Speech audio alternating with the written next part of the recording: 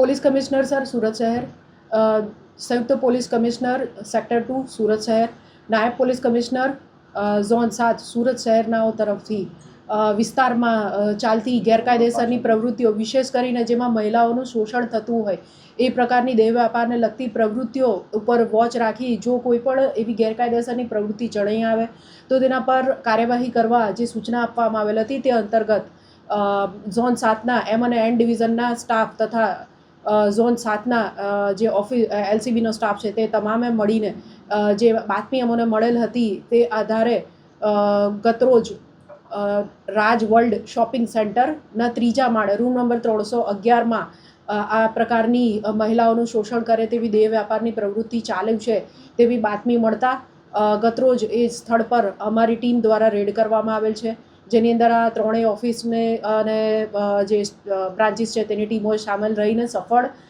Red કરેલ છે. આ રેડ દરમિયાન કુલ 4 ભોગ બનનારને મુક્ત કરાવીને નારી સંરક્ષણ ગૃહમાં મોકલવામાં આવેલ છે.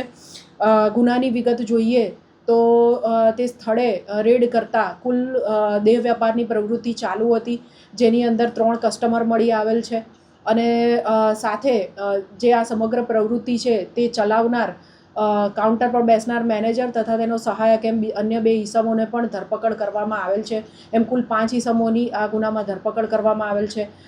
સમગ્ર સર્ચ ઓપરેશન દરમિયાન અને રેડ દરમિયાન કુલ 7 મોબાઈલ કાઉન્ટરના જે દેહ વ્યાપારની પ્રવૃત્તિ માટે વપરાતા હતા, જેને કાઉન્ટરના મોબાઈલ કહી શકાય, જે મારફતે ગ્રાહકો સાથે વાતચીત અને પૈસા નક્કી કરવાની પ્રવૃત્તિ ચાલતી હતી, એવા 7 અને બીજા કસ્ટમર્સના અને એમ મળીને કુલ 11 ફોન સીઝ કરવામાં આવેલ છે. રોકડ નાણાં જોઈએ તો 8,500 જેટલા રોકડ નાણાં અને કુલ મળીને 63,000 રૂપિયાનો માલ સીઝ કરવામાં આવેલ છે.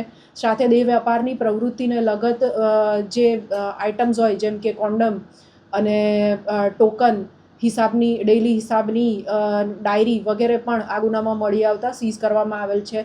હાલ આ સ્પા ચલાવનાર જે ઈસમ છે, માલિક છે, એ વોન્ટેડ છે અને એની સાથે અન્ય કોઈ પણ આમાં સામેલ છે કે કેમ એ અંગે પાલ પોલીસ દ્વારા વધુ તપાસ હાથ ધરવામાં આવેલ છે. મેડમ, ટોકન શાના માટે લાગતા હતા, કઈ રીતે એનો ઉપયોગ હતો? સામાન્ય રીતે જ્યારે દેહ વ્યાપારની પ્રવૃત્તિ આવા કૂટણખાના પ્રકારમાં કાં તો સ્પામાં જ્યારે ચાલતી હોય છે ત્યારે અલગ અલગ મહિલાઓને લોભ લાલચ આપીને આ પ્રકારની પ્રવૃત્તિમાં સાંકળવામાં આવતી હોય છે.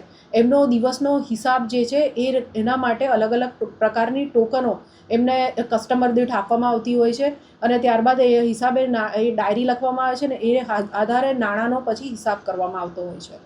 પોલીસ પર નજર રાખવા માટે સીસીટીવી કઈ રીતે? આ જે ઓફિસ છે એની અંદર એન્ટ્રીમાં 2 કેમેરા લગાડેલા હતા અને 1 કેમેરો હોલમાં લગાડેલો હતો. એનું જે છે એક ડીવીઆર સાથે કનેક્શન એ જે મેઇન હોલમાં હતું એમાં હતું.